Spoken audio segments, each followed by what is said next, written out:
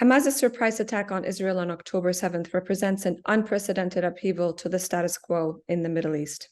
As of today, October 13th, 1,300 Israelis have been killed and 1,700 Palestinians in Gaza.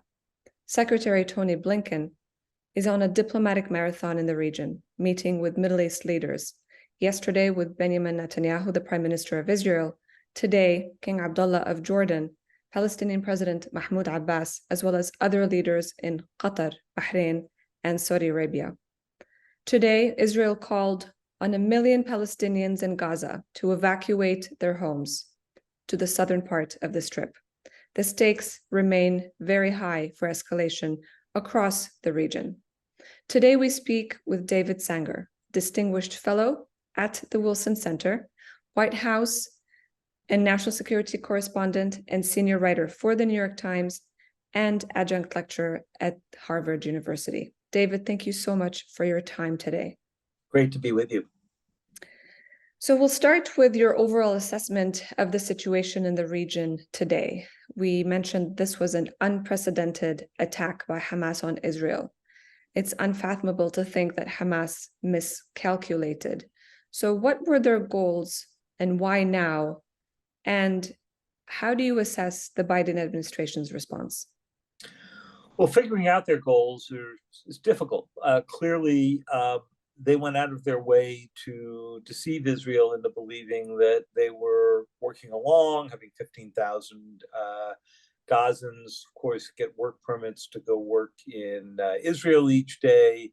It looks like, knowing that many of their conversations were intercepted, they sort of misled about where they were thinking and what they were thinking. And clearly this was a highly planned attack because of the breach of the wall, the use of gliders to get over the wall, the sea operations. This is something that had to have been months or longer in the planning.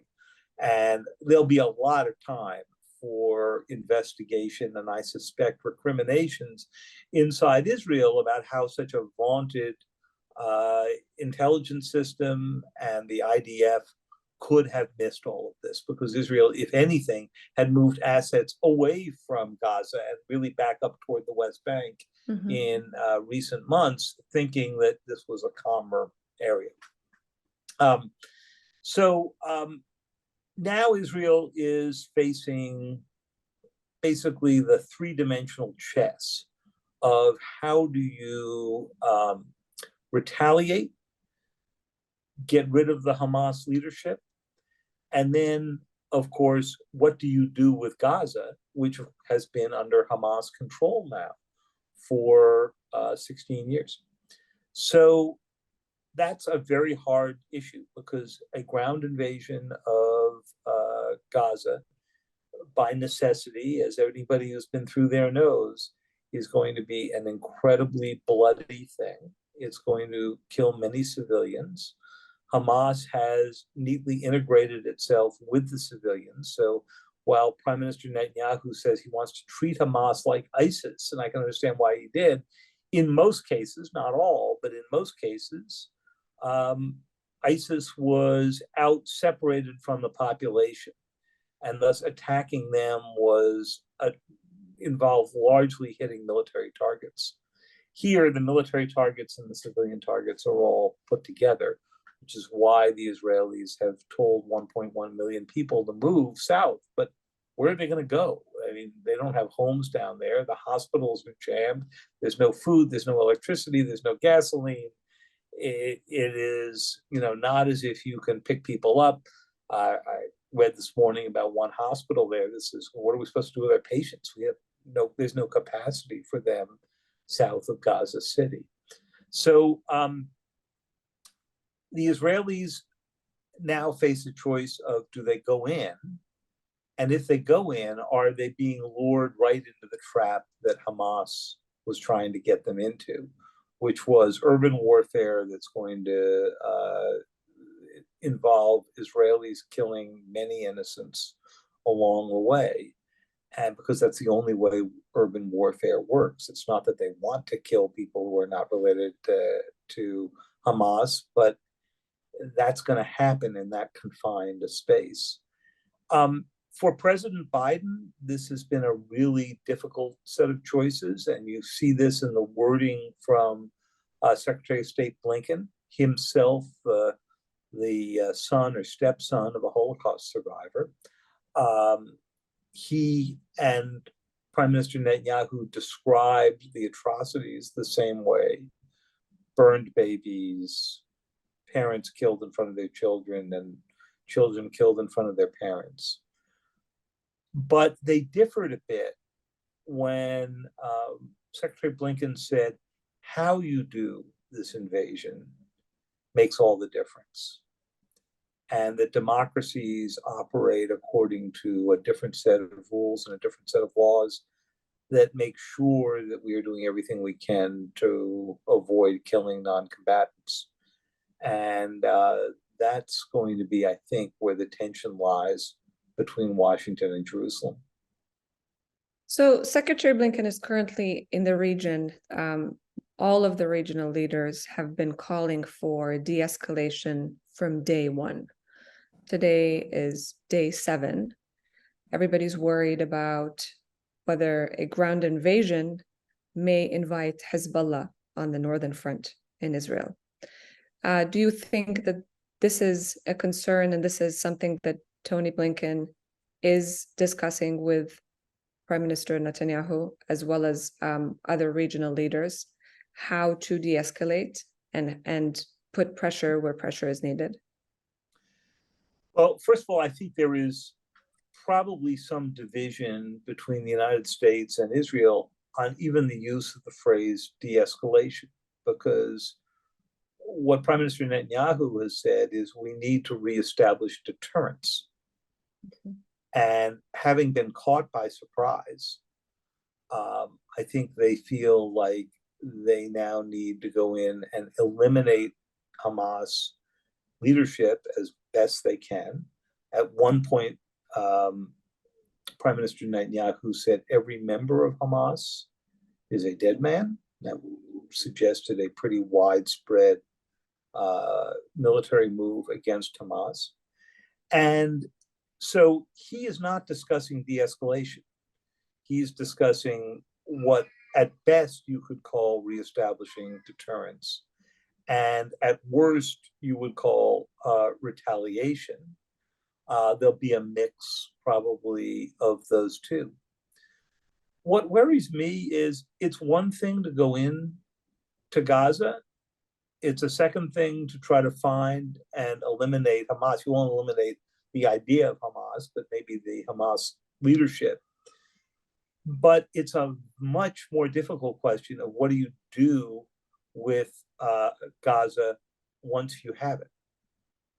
And getting out, as we learned in Afghanistan and Iraq, is as difficult as or more difficult than getting in. And then there is the challenge of how do you rebuild, which of course takes decades, and it is very complex. We're a long way from that. That would be, it would be a high-class problem to have, to say, how do you rebuild? I mean, at this first point, you have to figure out who's going to govern the region, the area. And look, Israel has been through this before, and they don't want to be governing Gaza. And yet they can't live with a situation where Gaza is a hotbed of Hamas extremism and can lead to incidents like we saw, horrors that we saw last weekend.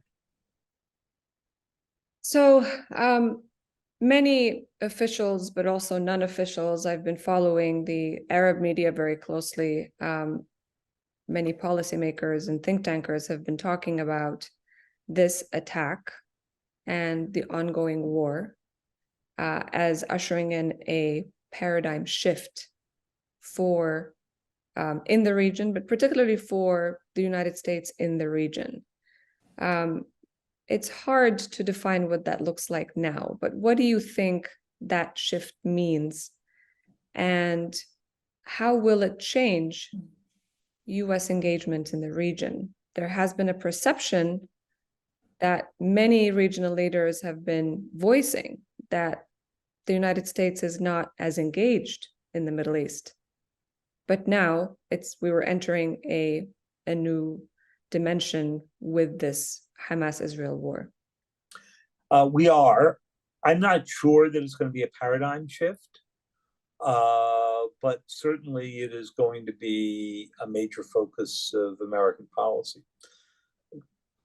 The Middle East has a way of sucking back in presidents who say, we've been at this for years on end, and we need to focus elsewhere. And when President Biden came in, he said, we need to focus on China, the one country that has the military, economic, and technological capability to be a long-term peer competitor with the United States.